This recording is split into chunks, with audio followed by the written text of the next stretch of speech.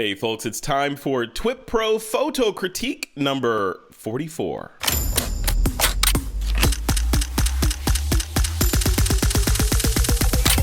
This is TWiP. Hey, welcome back to another exciting nitpickery TWiP PRO Photo Critique. I'm here with my good friend and partner in crime, Mr. Troy Miller, to step through some of the latest submissions. Troy Miller, man, how you doing? You look a little scruffy there. What's going on? Yeah, it's wintertime. I got my beanie on. I just came back from Zion, so I haven't unpacked all my gear yet, and I'm still staying in sort of the outdoor mode. So. Nice. I even got my hiking boots on just in case. Yeah, you got your hiking boots on. You're keeping the front door open and all the windows so you can get the fresh air flowing through the house. So nice. Yes. I love it. Cool. So you, I'm assuming you took that Z7 out there with you to Zion, right? I did. Not only did I take my Z7, I took an infrared converted Z6. Oh, nice. All right, we're gonna get. You and I are doing an interview, so we're gonna do a review and discuss your real world experiences with that new camera, right? Yes, absolutely. Yeah. And you got examples and all that stuff to show and kind of defend it. Did you see that post I put in TWiP PRO that was referencing that article that was? I don't know if they were poo-pooing the Z7, but they were kind of lukewarm on it. Did you see that? Yeah, I didn't get to read the whole thing. I scanned through it. There were some comments in there like changing the focus point by touch screen on the back while you're looking through the viewfinder. I don't know what their point is with some of that stuff. I mean, some of that stuff is just silly. I don't know. I can't say until I read the article. Okay. Well, but you could read my article. I'm going to read your article. We're going to link to it in TWiP PRO. Do you have it's posted now, right? Yep. Where is it? What's your blog, just for people who don't know about that? SpicyJello.com. SpicyJello.com. Yes. Under thoughts, yeah. All right, cool, man. Well, let's dive in. You ready to dive into this week's submission? Ready. And there's the first shot up there is from you. Yeah. Thoughts on the edit. Look at that. Posted an hour ago. Let's bring that up. Look at that. That is gorgeous. See? That's the stuff right there. That's why people pay you hundreds of dollars for weddings. That's a Z7 shot, so I thought it would be fun to post. But I did. I mean, I legitimately want. I got a critique from Peter. He wasn't nice to me though. But of course not. Of course not. What did Peter have to say? I don't know. Peter says, crop the left side, not sure about the branches on the right side, clone them out, too much sky, makes them look too small, leading lines are good color, looks like a Capture One edit, which it was. Mm-hmm. More detail, better skin tone. He says, since they have detail, redo and resubmit. I love that guy. That guy's awesome. What makes something a Capture One edit? How can you know that it's a Capture One edit? I don't know that you can tell. I just think he knows that I've been playing with it a lot, and it just, for me, the Capture One is cleaner. Mm-hmm. I have more ability to edit in Capture One, and now with their new luminosity masking and their radial linear gradients and things like that you can combine with luminosity masking, and then the editing tools are better. It just, I'm a big Capture One fan, and it just got better for me. Before we start, and this is a great image. I have no comments on this image, but this is fantastic. But before we dive into the other ones, I was going to ask you your thoughts on just and let's bring us both back on the screen here. Your thoughts on the latest Luminar. So they have Luminar version 3.0 out from Skyloom. I think it's in beta. It's actually in beta now, where they added libraries to it. From what I saw in the Rich Harrington webinar, you can point it at a file structure on your hard drive, and it will just mirror that inside and keep everything in sync. So you could manage folders and files on the hard drive or within the app, and they stay in sync. I know you've talked about that app before. Do you use that app at all, and how would you use it in conjunction with Capture One? I do use the app, and for me, it's sort of a creative motivation type of piece. It's a piece of software that I go to when I want to look at all the presets and I really want to play with the AI because it's outside of what I would do manually within Capture One. Capture One is a scalpel, so it's very intentional. It doesn't have a lot of like presets and plugins yet for you to kind of just go, I wonder what this looks like this with this effect. Yeah. Luminar has that, and I really appreciate that. So I use Luminar as a plugin to Capture One. Oh, you can do that. Okay. And in round trip out of Capture One to Luminar and back again? No, it doesn't round trip. Yeah, but if you edit in or open with Capture One, if you open up in Luminar from Capture One, edit that and then save it back into the same folder. You have to do that manually. Then you can synchronize the folder in Capture One. Then you can see the edits that you did within Luminar. Oh, I see. Which is nice. Yeah. Not using Luminar to manage any of my files or anything like that. Okay. So just simply using that for that sort of that creative tool, inspiration, if you will, just to kind of see some of the edits and the plugins and things like that. Where are you managing your files at? All within Capture One. Oh, Capture One's doing the whole, you're using it as your digital asset manager and all that stuff, and then Luminar itself is just a plugin, and then you're having at it. Would you change that now that they're adding digital asset management into Luminar and shift over there, or are you just happy with everything in Capture One? I'm not gonna move away from Capture One until there's a DAM that uses AI. Once a DAM that uses AI, then I don't have to plug in keywords and tags and stars and stuff like that. I can just go in and say, okay, I want to see pictures of all the cats in the snow. Yeah. Well, there's Google. Google does that. Just so you know, if you but they're not if you want to upload all your images to Google and have them compressed a little, you can do that. Yeah, no, I like them where they're at, and all my personal stuff is in Capture One too, so it's all keyworded and sorted. And until we have AI, I really want AI to be able to find my images. Well, that's cool. Well, I'm going to be publishing an interview soon that I did with the guy or the engineer or scientist at Skyloom that's in charge of AI for all their apps.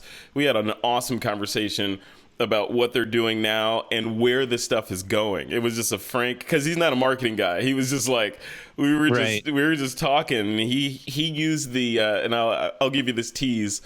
He used the phrase "cameraless photography." Have you heard of that? Yeah. I hadn't heard that phrase, so it'll be an interesting interview. Anyway, let's dive back in. So cool. Let's take a look at this one. So good. That's an awesome image. Was this a real image? Like, is this actually going to go to clients? Yeah. Actually, that guy Raul, he is a coordinator at a facility that I work at all the time, and we photographed his wedding. So this is probably going to end up hanging in the venue. Nice. Big. Yeah. Nice. Yeah. Good work. You're worth every quarter they pay you, man. You're. Yeah. As long as they get Red Bull and some kind of protein during the day, I'm okay. Yeah, there you go. All right. Next shot is from Tim Engel. Bare bulb into the ceiling for light. Okay. Let's see. Say that 3 times fast.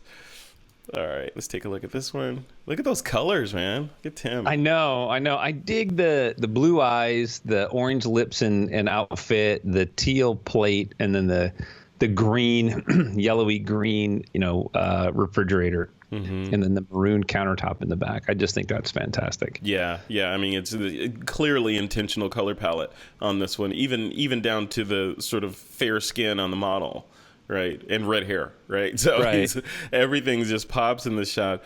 When I was looking at this, the only thing that had me scratching my head a little bit was the purpose of the plate in there. I mean, obviously it's for a color, but I'm like, well, I'm not sure what that plate is giving me in there. Or, this could be part of a series that's about Tupperware or something like that, from the 60s, 70s, 80s.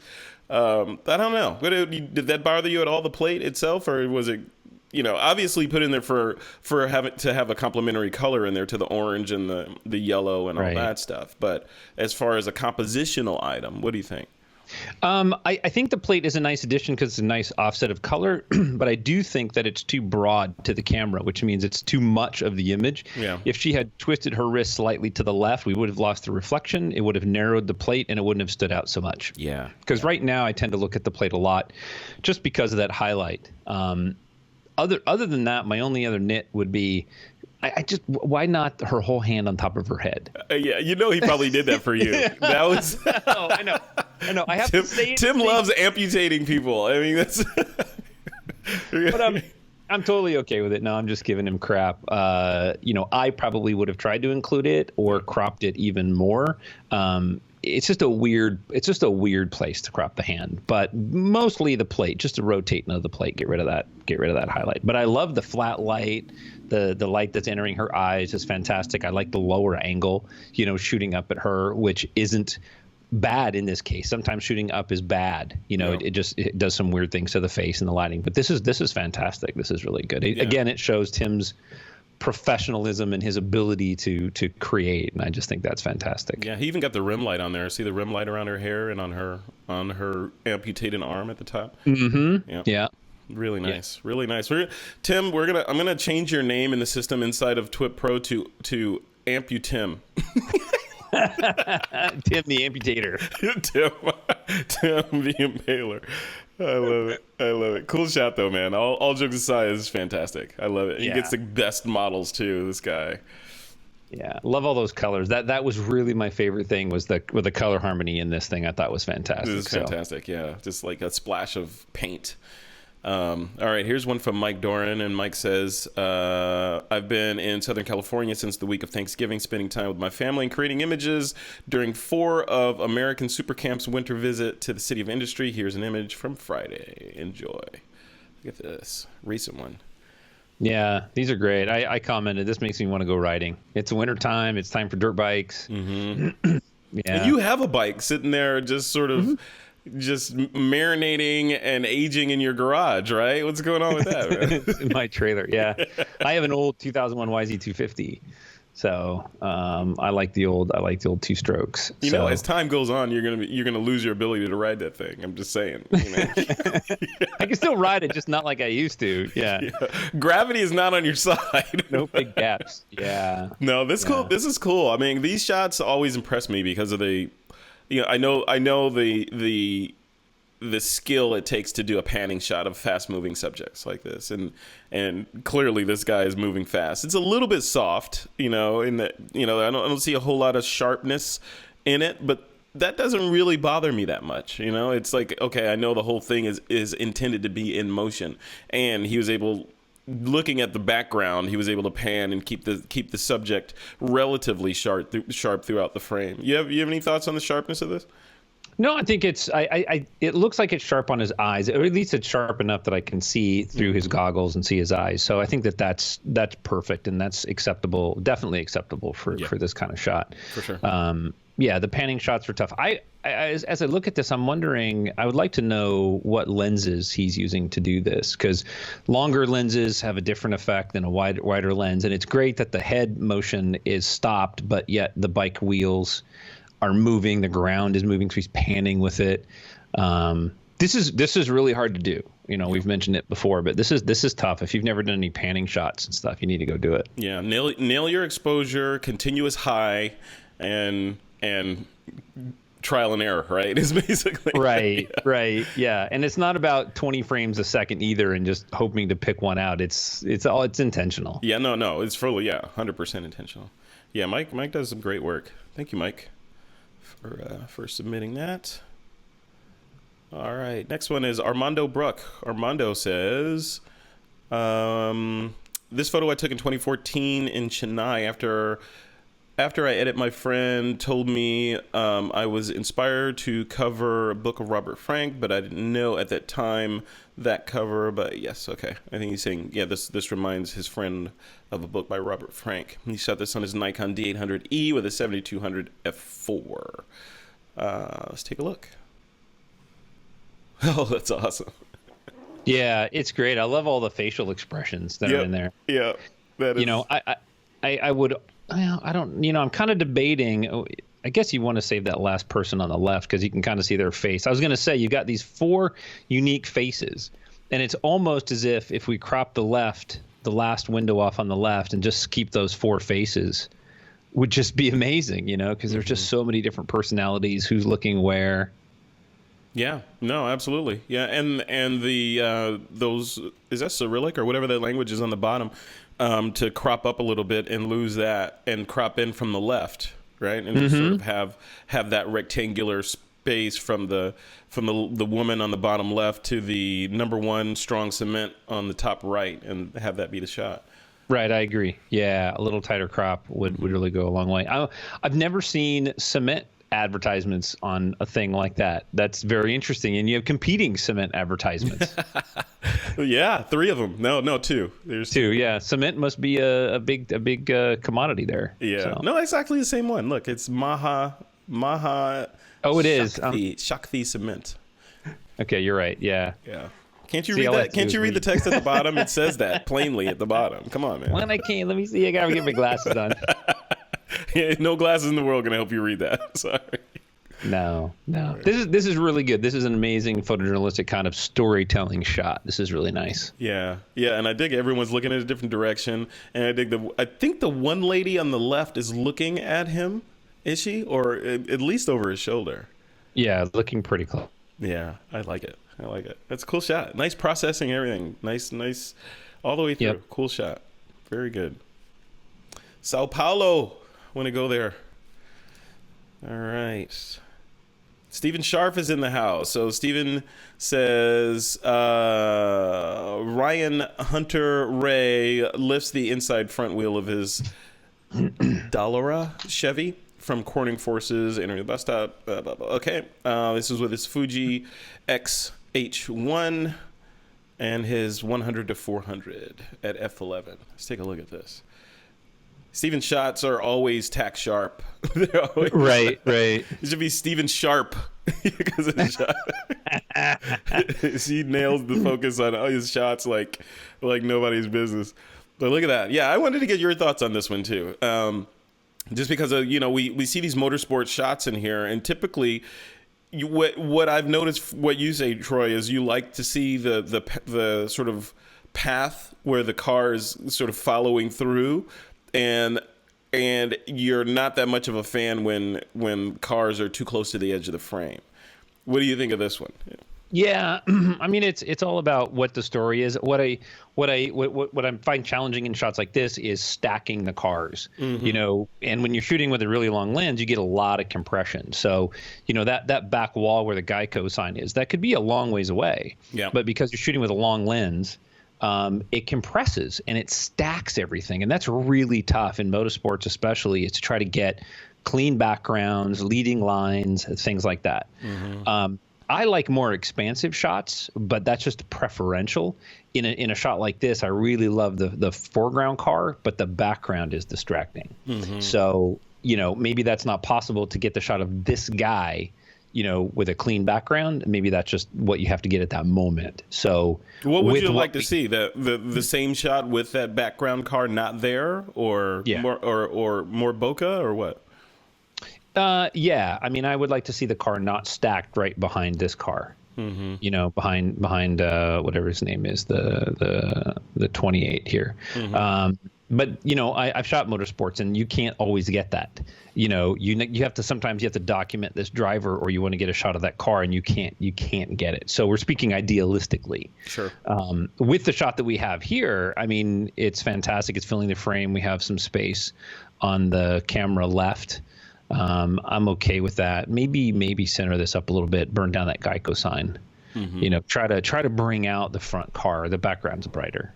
Yeah, draw attention to the subject, which is that front car, right? Right, and minimize the distractions. And like we always say, your eye's going to go to the brightest thing. And what, Siri? What? Siri is interrupting my show. But if she's like, I'm not sure I understand. I'm not talking to you.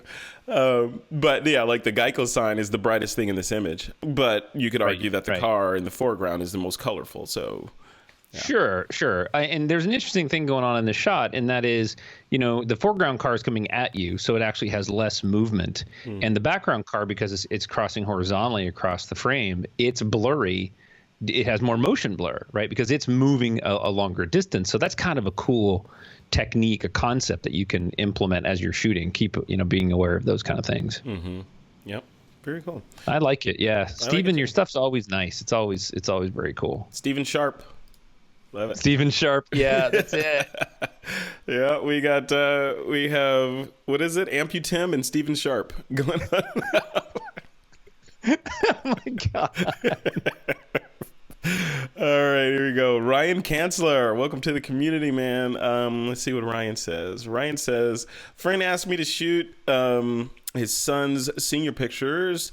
This isn't what they use, but my favorite of the day. Okay, cool. Let's take a look. Yeah. Nice. I love these moody shots through the I do too. lever. Can I guess what you're gonna say though? Sure. Oh, at least one thing that you're gonna say. All right. I'll be honest and tell you if you're right. Okay, good. I'm always cautious of people that say, "Let me be honest." By the way, let me be honest with you. It's like, what were you doing before? Right. I'm gonna tell you the truth. Yeah, I'm gonna tell you the truth now. You want to know what I really think? But the black on the left side, you're probably going to say that there's too much black on the left side. You could have cropped in a little bit, and you may say something about the sharpness of it, although it looks pretty sharp. Though there may be a hair of softness on his eyes. What do you think? How close am I? The sharpness I don't have any issue with. The negative space on the left, I do think that we can get rid of almost all of that, almost right up to where his shirt would be, his shoulder would be. Yeah. I think that would really increase the power of this. Burn down the blinds just a little bit, but bring the overall exposure down so that the light that's hitting his face is more of a softer light quality. Right. We don't need to open up the shadows. This is very dramatic.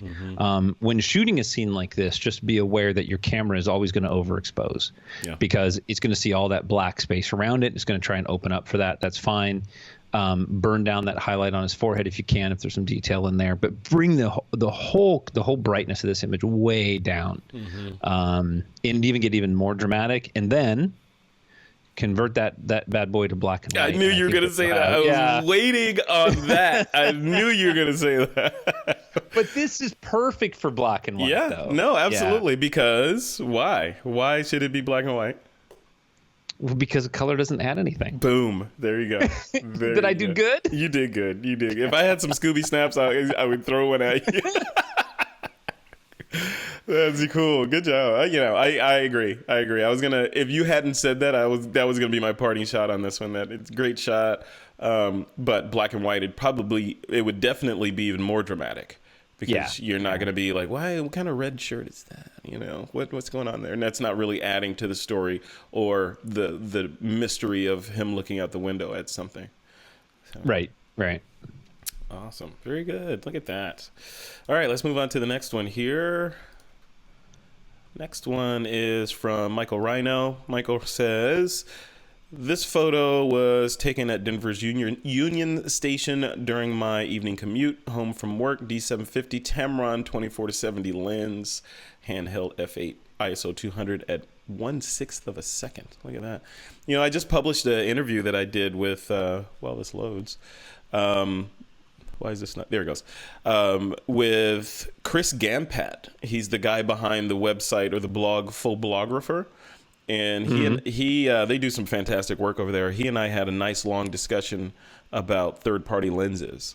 And are they better than OEM lenses, or are OEM lenses inferior, whatever, so we kind of went into that for a good 45 minutes or so, just kind of trying to get to the bottom of it, because that's what they do over there. They test things. So the fact that he shot this, that Michael Rhino shot this with a Tamron, makes me think of that interview. So definitely check that out. Oh yeah. I know what you're going to say. Yeah, I mean, speaking of lenses, you're a purist OEM all the way, right? It makes sense, though. I mean, I am too. I have some manual third-party lenses, like I have some Rokinon lenses and that sort of thing. But like I said on TWiP Pro, and some other people said this as well, it's like the third-party lenses, especially in this mirrorless era that is AI and computational photography heavy, there's some serious engineering that goes into the lens and the body to make them talk well to each other and do some on the fly. Like Josh Fagans is in there. Josh said he's the guy that wrote the code for iPhoto.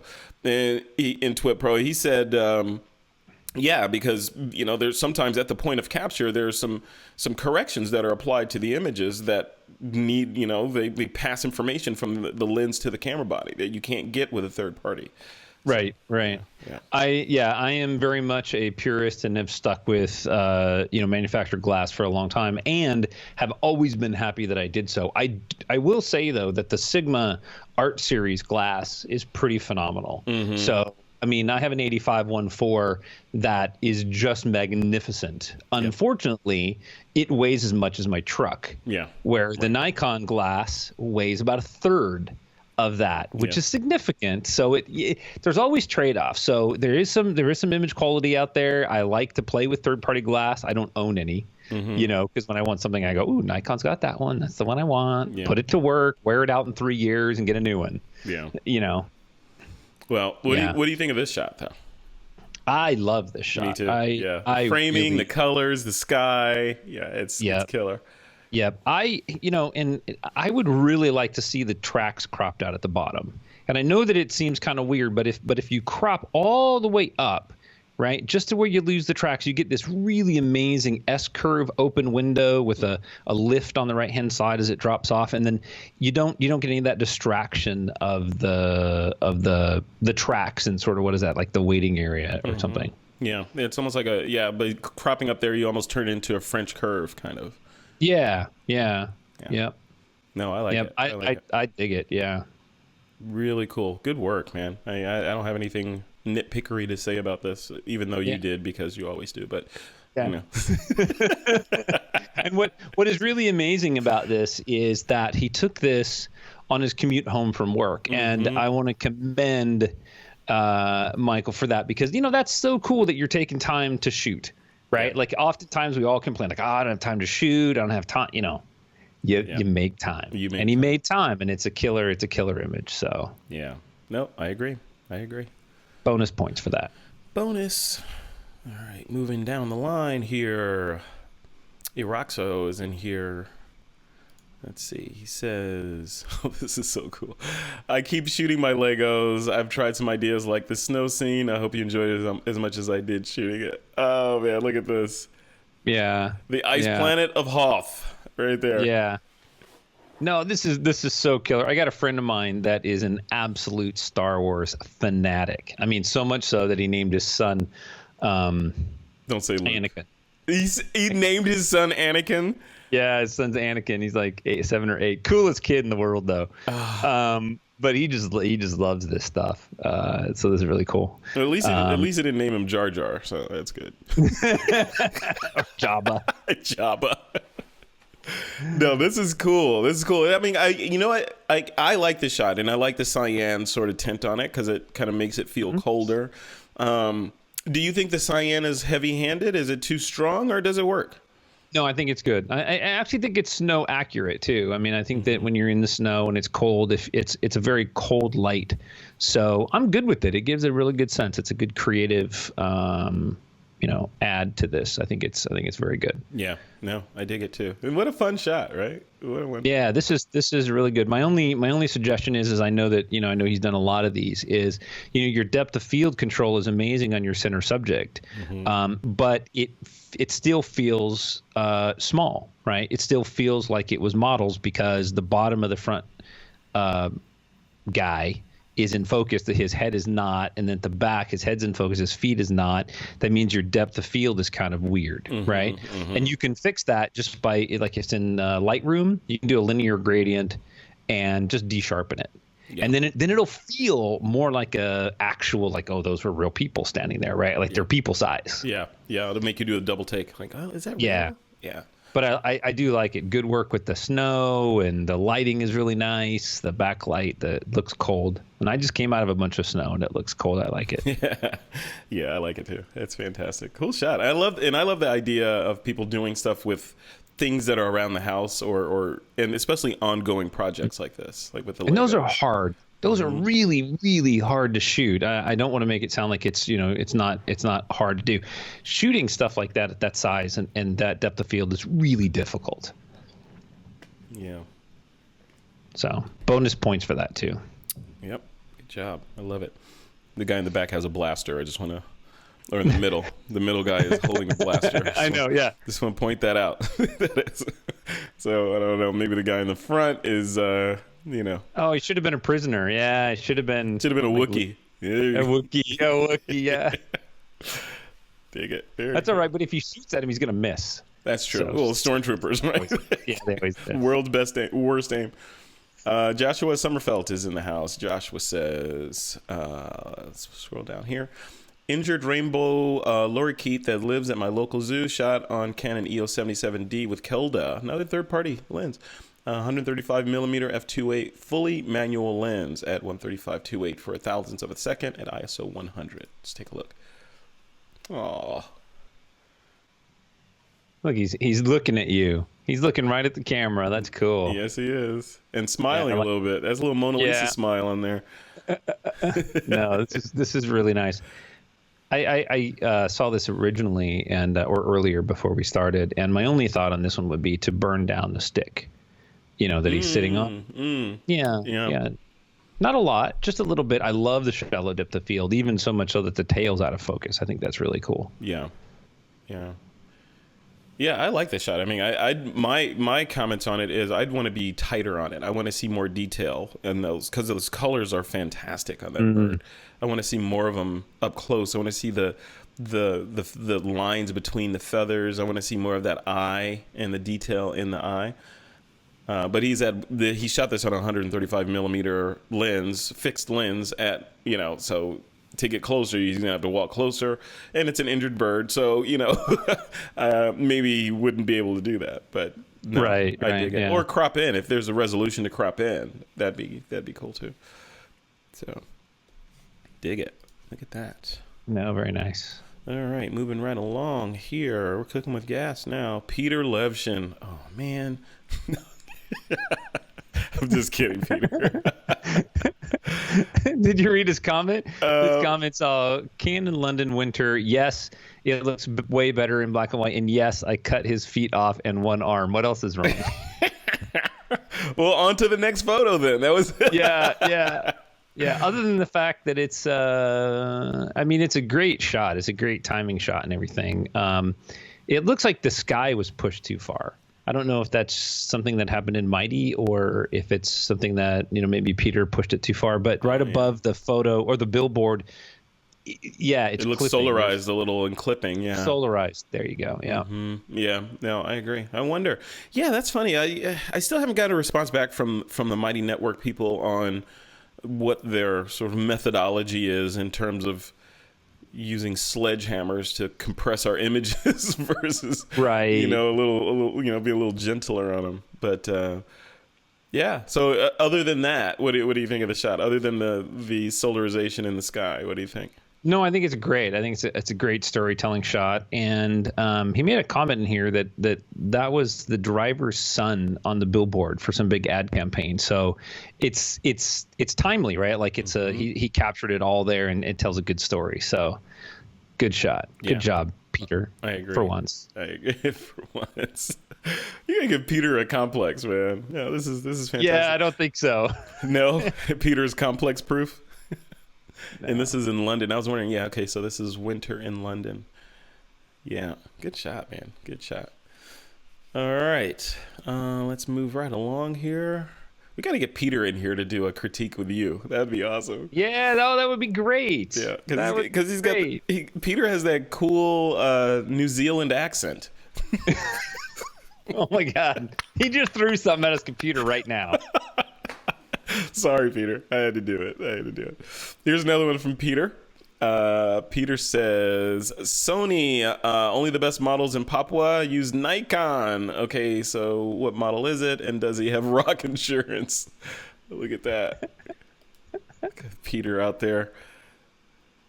Yeah. Now, this is from his recent trip, his last trip to Papua New Guinea on the headhunter side. And this is if I remember correctly, this was like the chief of that area that he was in. When you did an interview with him, right? And you talked about this stuff. Yeah. He and I went into depth about his adventures there and that thing that the guy has on his private parts, the ritualistic kind of reasoning for that, and you know, and just the purity of these kinds of tribes that are living out in the middle of nowhere like that, and how hard it is to get to them to photograph.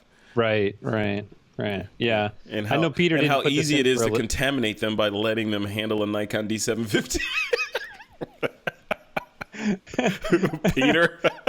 Yeah. Now this chief is like, I don't want to live anymore. I can't get my Nikon D750. You know? Right. Yeah, no kidding. No, this is cool. I love the angle of this shot, and I love the sky in there. It's not heavy. He could have easily pushed that sky further to make it more dramatic, but he didn't, to keep us focused on the subject.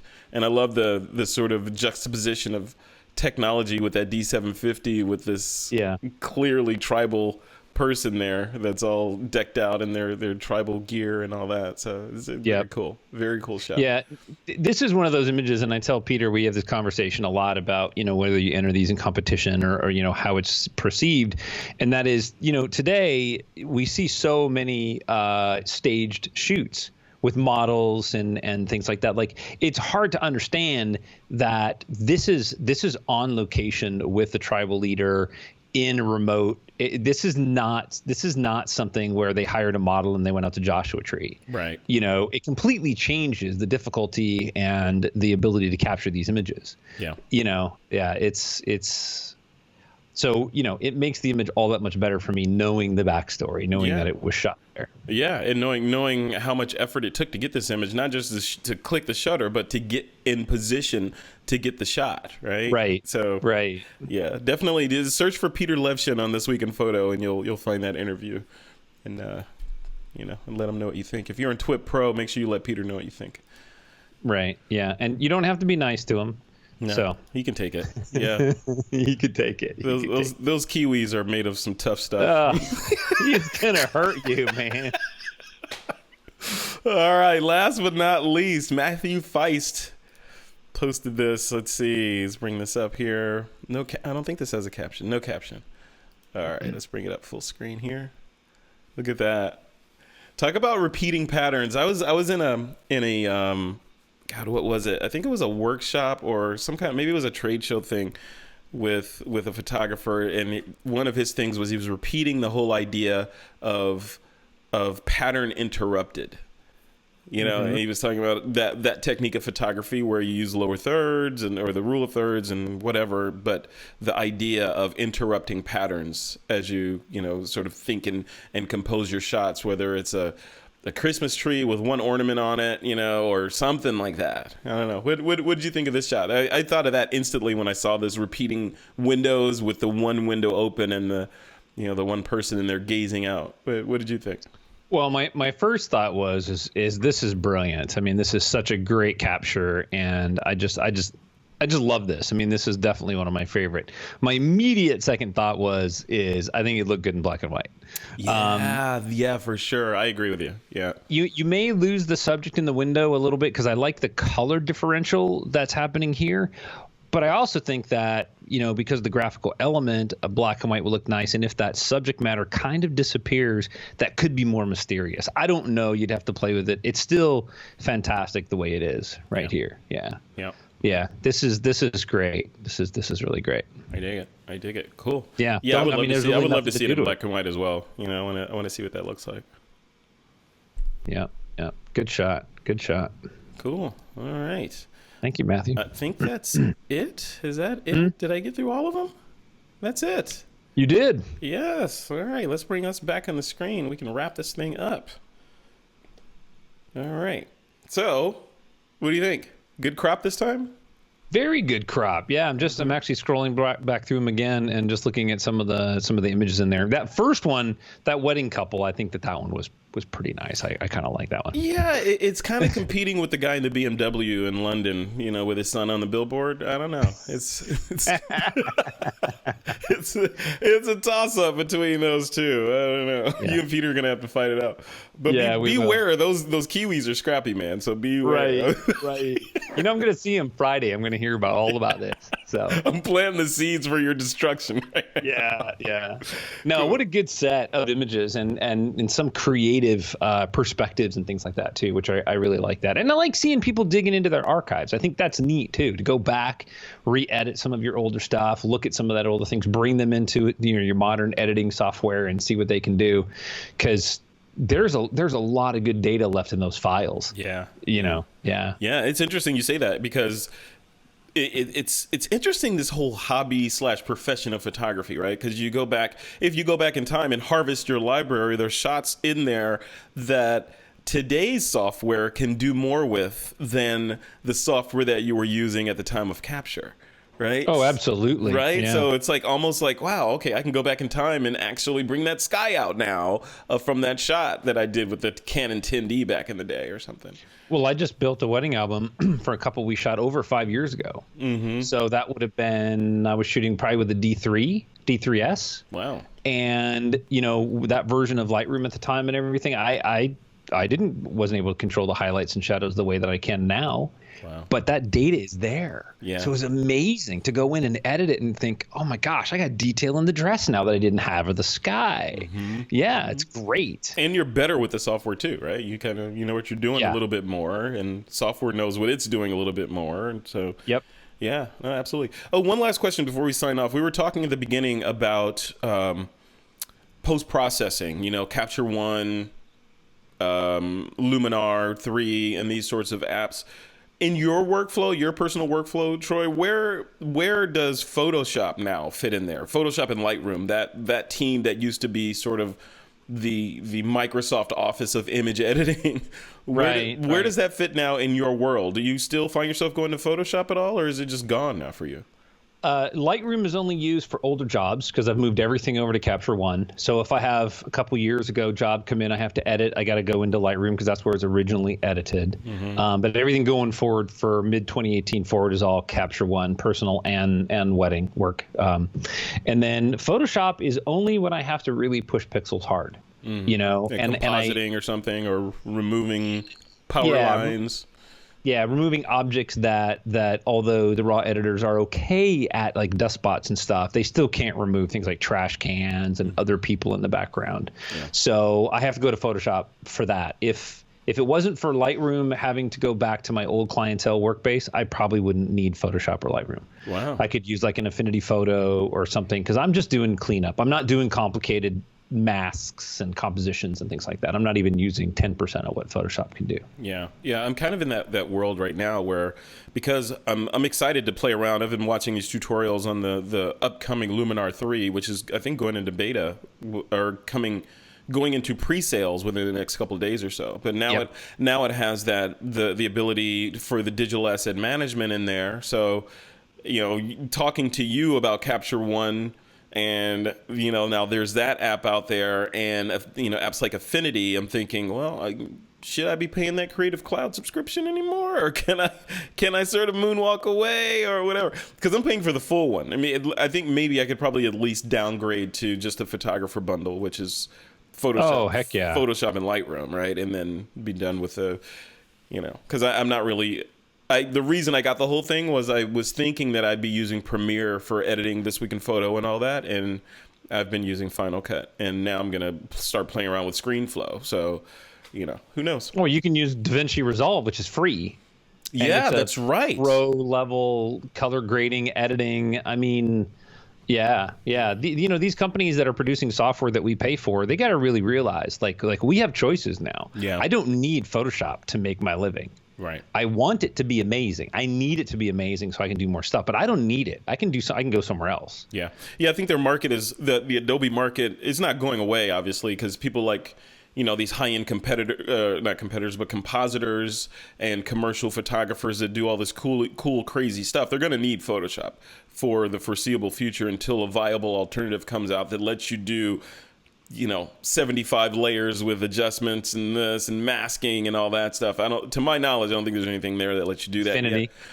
Yet. Well, maybe. I don't know. I have to watch some tutorials on that.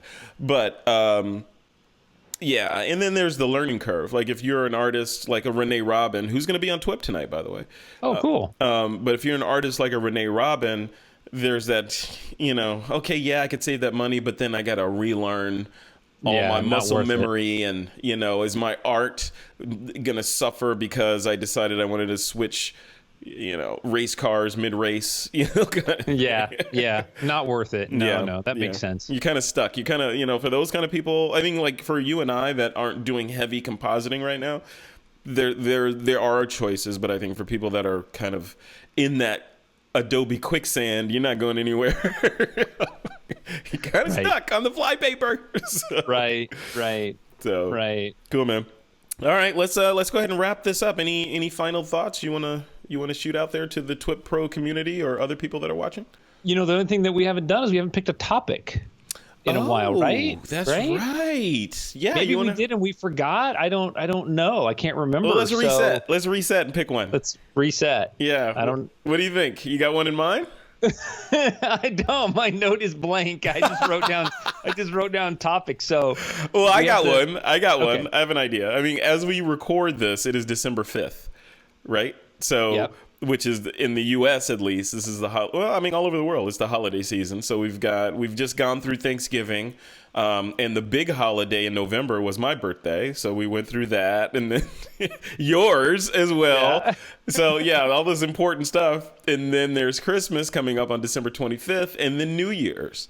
So how about something along the lines of maybe not holiday focused, because we'll get a bunch of Christmas trees and stuff like that, but something that's about rebirth and sort of reinvention, because this is the time of year where people are thinking, hey, I'm going to make my New Year's resolutions. I'm going to lose 50 pounds this year, or I'm going to increase revenues by 60%, or I'm going to buy a house, or... you made it hard. That's going to be hard. Yeah, well, no, if it's resolutions, right? Or something like that, or change. How about change? Well, let's just leave it at that. Let's just see what it is. Like change, or yeah. I like change, because change. I mean, and for you smartasses out there, not loose change like money in your pocket. Why'd you look right at me when you said that? I think because you're guilty. You're looking at Peter. That's the telltale heart right there. No, yeah, I think change, like personal change, like metamorphosis, or however you want to interpret that, and we'll use that for the end of the year, whether it's change of mindset you want to illustrate, change of, going from one state to another, however that manifests. That could be right. How you perceive the end of the year and coming into the new year. Yes. Yep. I dig it. Got it. Cool. Perfect. And that will be due, the first week of January? Let's do first week of January, and we'll kick the year off right. So by my calendar, that says, yeah. So New Year's Eve is Monday, the 31st of December, and New Year's Day is the 1st. So we'll likely, allowing for our family time, we'll probably record this sometime that week, like the 2nd or the 3rd, right? So... yeah, I don't want to put a pin in that.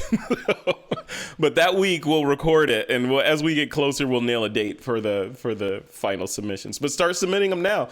And what I'll do, Troy, is like I did last time. I'll create a post in the photo critique topic in TWiP Pro with kind of the general rules. And to enter your photo, all you'll have to do as a TWiP Pro member is make a comment on that main post that I write and attach your photo. That's it. And we'll go through them just like we do now. I'll come up with some kind of goodie or something that we can add. Yeah, or Peter could. Well, that was what I was thinking. Peter, I'll be in on Friday. Have it set out for me. So yeah. The item quote, the item. But Peter has some pretty cool goodies down there at his offices. So maybe he could kick in something more appropriate for kicking off the new year. That would be interesting.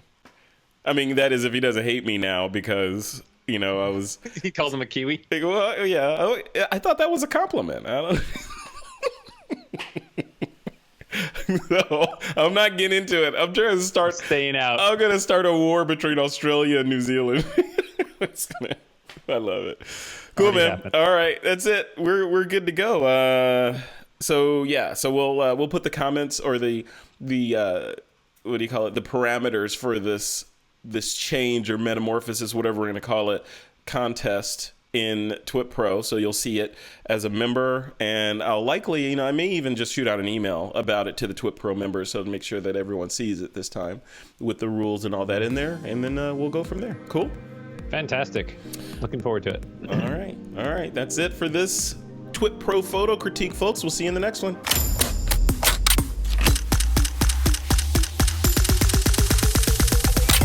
This is TWiP.